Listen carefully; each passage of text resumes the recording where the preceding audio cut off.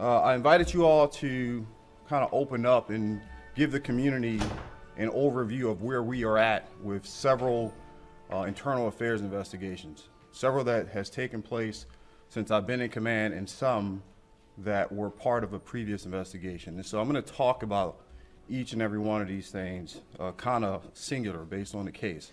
The first one I want to talk about is the Stoneman Douglas internal affairs investigation, which was launched as a byproduct of the active shooter event that we had over at Stoneman Douglas. One of the things that we were able to examine and look at as a command staff was the performance aspects of the deputies that were out there that day.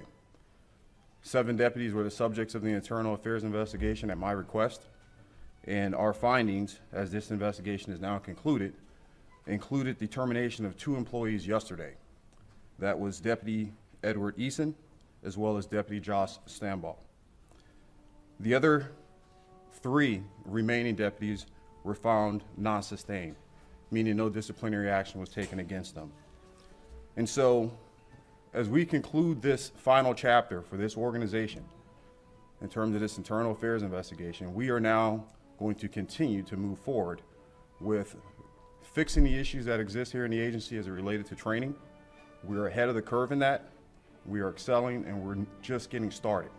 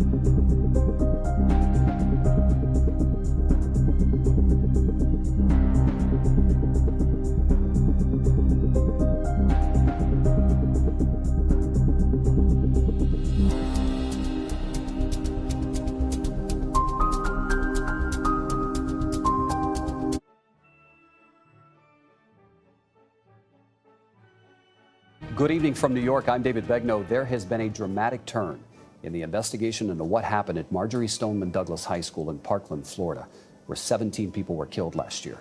The man whose job it was to keep students safe was arrested today. Surveillance tape shows the school resource officer never entered the building as bullets flew. Late today, former Broward County Sheriff's Deputy Scot Peterson was arrested on 11 criminal charges, including child neglect and negligence. Here's Manuel Bojorquez. Peterson was arrested late this afternoon after a 15-month investigation by the Florida Department of Law Enforcement, which announced today Peterson was, quote, derelict in his duty, failed to act consistently with his training, and fled to a position of personal safety while crews shot and killed MSDHS students and staff. The report also states Peterson was, quote, in a position to engage crews and mitigate further harm to others, and he willfully decided not to do so. During the 6 minutes Nicholas Cruz carried out his deadly rampage, Peterson never entered the building. Instead, he hid outside for 48 minutes. Surveillance video from 5 motion-activated cameras show Peterson's response about a minute after the shooting began. Peterson, in the dark green uniform, quickly turns and jumps into a golf cart to investigate. He radioed the sheriff's office with a warning. We have possible, could be firecrackers. I think we got shots fired. Possible shots fired. 1200 building. The report says Peterson knew where the gunshots were coming from, but did not investigate the source of them. Seconds later, Peterson is seen running and then stopping to radio dispatch again. Sure, we get some units over here. I need to shut down Stoneman Douglas. Peterson stays across from Building 12, which is out of view, just to the left of the pavement. He directs officers to lock the school down and block traffic. Make sure there's no pedestrian traffic anywhere on Holmberg Road. According to the report, Peterson instructed deputies to stay away from the building instead of following law enforcement response procedures that call for eliminating immediate threats. He was a coward and he froze outside the building instead of going in and engaging the threat. Lori Alhadeff's 14-year-old daughter, Alyssa, was killed in the shooting. With him being arrested today, that gives accountability to me and the 17 families. We spoke with Al-Hadeff here, where the Safety Commission tasked with investigating the school shooting was meeting. Scot Peterson has defended his actions all along. He was booked into the same jail where the confessed shooter is also being held. David? Manuel Bajorca is leading us off tonight from Parkland. Thank you, Manny.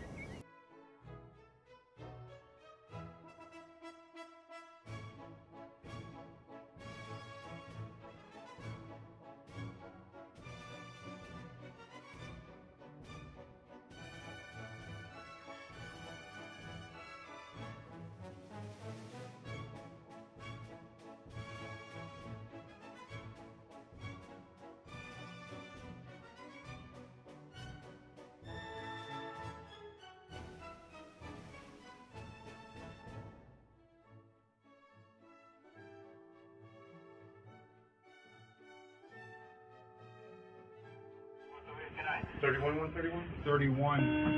Send us in the stairwell. Okay. 31, wherever we go. Where's this building? Where's this building?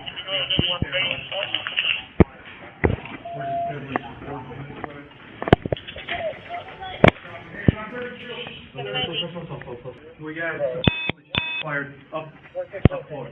Up one. Oh, the man right there, coming out a window. Yeah. Holy That's rapid fire. right outside, 32135, right above us. Right above us. medical tent. Hang on. Stop. Just Multiple GSWs. Is there a unit down 14. 14. Stay in your room. I'm inside the Mandalay Bay on the 31st floor. I can hear the automatic fire coming from one floor on that. One floor above us. We can hear it above us. Copy. Is there a unit down? Just be advised, it is automatic fire, fully automatic fire from an elevated position. Take cover. Multiple GSWs to the leg, cerebral arteries, at the medical tent. At the medical tent, 4A, off of Guile, south of Rio.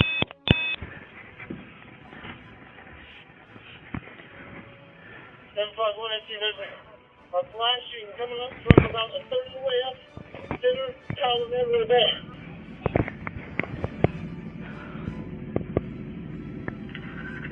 Control, we need all units now coming northbound on Las Vegas Boulevard because he's shooting this way. It's a horrible cover spot. Okay, all units. 10 break. No unnecessary You need to contact on the radio, please. We know where it's at. The 32nd floor, room 135. Everyone else off the radio. I'm with Metro right now. Copy. We hear more shots being fired. East of the boulevard. Control 166. Victim. Oh my God. Gunshot to the leg.